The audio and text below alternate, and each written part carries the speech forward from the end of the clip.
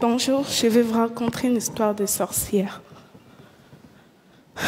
Pas la sorcière que vous connaissez avec son nez crochu, son balai et ses verrues, mais une sorcière du Congo. Cette sorcière, c'est moi. Et mon histoire, c'est une histoire de courage, de force et de foi. Je suis née en République démocratique du Congo, dans une bonne famille, oui. Quand j'étais petite, mon père était gérant dans une société de mines de diamants. On vivait dans une grande maison en Bujimaï, dans la province du Kasaï. J'allais à l'école et j'étais heureuse. Ma mère vient d'une famille pauvre. À cause de cela, la famille de mon père n'aimait pas ma mère. Puis un jour, mon père a perdu son travail. J'avais 6 ans. Il a dit à ma mère d'aller avec moi à Kinshasa avec ma sœur et mes 4 frères. Il a dit qu'ils viendront nous rejoindre pour trouver du travail. En réalité, sa famille lui avait demandé de se débarrasser de nous. Quand ma mère a compris, il était trop tard. Elle se retrouvait toute seule, loin de sa famille. Elle a dû vendre tout ce qu'elle avait pour nous faire manger. Elle avait changé. Elle avait tellement maigri. Ma mère a même fait venir notre grand-mère pour nous aider, mais nous avions toujours faim. Alors, ma mère a commencé à nous envoyer chez des amis. On faisait des kilomètres à pied pour aller chercher de la nourriture.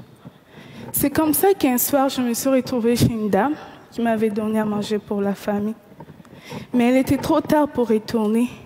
Elle m'a proposé de dormir chez elle et de repartir le lendemain matin. Durant la nuit, je parlais dans mon sommeil. Ça ne vous paraît pas très grave, n'est-ce pas? Mais cette amie a dit à ma mère que je parle aux démons. Et en même temps, ma mère et ma grand-mère sont allées demander des conseils chez des prophètes, ceux qui représentent Dieu. Elles cherchaient la cause de tout le malheur de notre famille. Le problème est qu'elle m'avait amené chez un faux prophète. Et il a été décidé que c'était moi la cause et que j'étais une sorcière. Les charlatans m'ont parlé pendant plus d'1 heure pour que j'accepte que je sois une sorcière. Il a crié sur moi sans arrêt.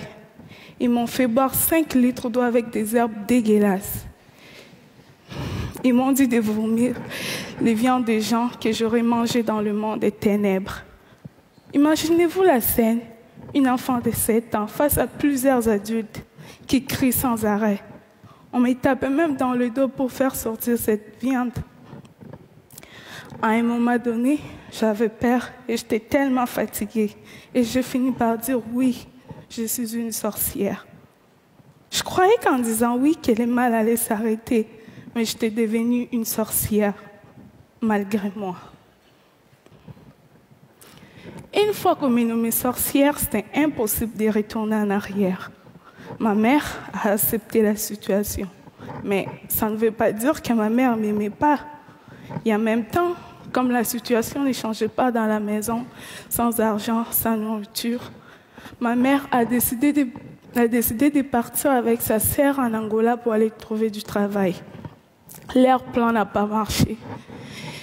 Et ma mère se retrouvait toute seule, coincée en Angola, sans argent, sans nourriture. Et finalement, elle n'est pas revenue. Contre sa volonté, elle a été forcée de nous abandonner, elle aussi. On a perdu toutes les communications avec elle. Et on est resté avec grand-mère. Pendant 2 ans, j'ai été traitée comme une sorcière. Les accusations, les cris, les jeûnes forcés, les piments dans les yeux. Elle disait que c'était moi la cause. Si ma mère n'appelait plus, elle pensait qu'elle était morte et que je l'avais sacrifiée. Elle a dit à tout le monde de ne pas m'aider, de ne pas me parler, de ne pas jouer avec moi. Dans mon quartier, on ne me laissait pas m'approcher des autres enfants. J'étais toute seule. J'étais pauvre. J'avais faim. Mais j'étais surtout pauvre d'amour. Et finalement, ma grand-mère, elle m'a chassée de la maison. Je suis devenue une chélier, une enfant de la rue. Dans la rue, on est comme des papillons. Là où le sommeil nous trouve, c'est là où on dort. Dans la rue, On devient des soldats pour survivre. On oublie la lecture et l'écriture pour apprendre à se battre. Dans la rue, j'ai vendu des lots, des arachides, j'ai fait des ménages. Mais à chaque fois que je voyais les autres enfants aller à l'école, je me rappelais des jours où j'étais heureuse. Je pleurais. Je me demandais si un jour je pourrais sortir de la rue. Puis un jour, ma chance a tourné. J'ai participé dans un documentaire Kinshasa Kids. On m'a payé et j'ai tout de suite voulu donner cet argent à ma famille. Car même dans la rue, dès que j'avais quelque chose, je passais aller voir ma famille pour leur donner. Ma grand-mère a pris de l'argent, elle m'a encore remis dans la rue. Plus tard, j'ai entendu parler d'un film canadien qui s'est tourné à Kinshasa. La même personne qui s'occupait du casting, alors me connaissait, j'ai été invitée au casting. Je me suis retrouvée face au regard des enfants riches qui étaient là en édition. Même si j'avais envie de me sauver à cause de leur regard, je suis restée et j'ai tout donné pour avoir le rôle. Pour moi, c'était une façon de changer ma situation. J'ai eu le rôle principal dans le film.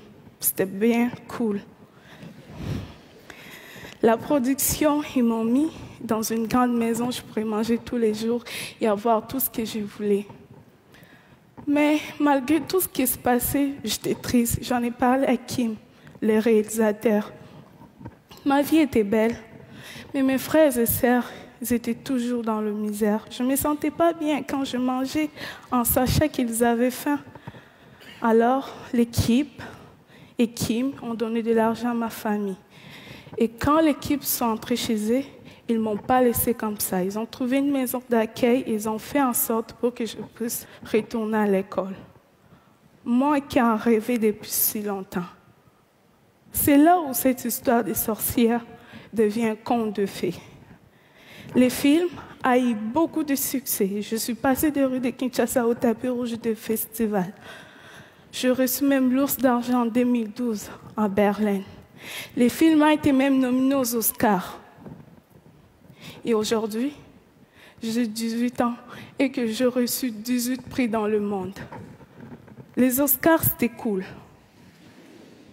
Mais pour moi, les plus beaux jours de ma vie, c'est celui pour la première fois, après des années dans la rue, je suis retournée à l'école. S'il y a des enfants dans la rue, partout dans le monde, c'est souvent parce que les parents n'ont pas eu les droits d'éducation. Comprenez-moi bien, le problème est profond. La pauvreté, c'est ce qui amène le manque d'éducation. Chez moi, envoyer les enfants à l'école, c'est un luxe. Mais sans éducation, on risque de se faire rencontrer n'importe quoi par les autres qui vous disent quoi faire et quoi penser. Ma mère n'était pas bête. C'est elle qui m'a appris comment pardonner et comment avoir confiance en soi-même. Mais elle s'est fait prendre dans un piège. Vous savez tous que l'éducation est importante. Mais comment se fait-il que l'éducation reste ici et que l'éducation n'est pas arrivée dans le village de ma mère avant ma naissance? C'est pas cool qu'aujourd'hui, avec tout ce qui existe de technologies et d'idées, que ça ne puisse pas se faire. L'ignorance produit des sorcières. L'ignorance peut tuer. Alors, pour chasser des sorcières, construisons des écoles. Moi, je m'en suis sortie. C'est parce que j'ai eu beaucoup de chance et de courage. Ce n'est pas le cas pour beaucoup d'enfants qui sont encore dans la rue.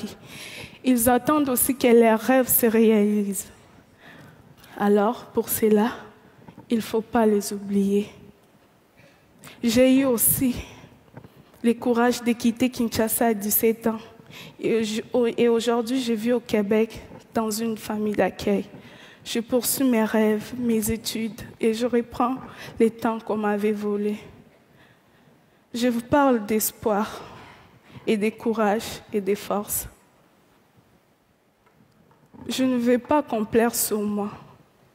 Je ne vais pas complaire sur moi. Je ne vais pas. Retenez cette phrase si simple. Aussi longtemps qu'elle est cœur bas, tout est possible. Merci.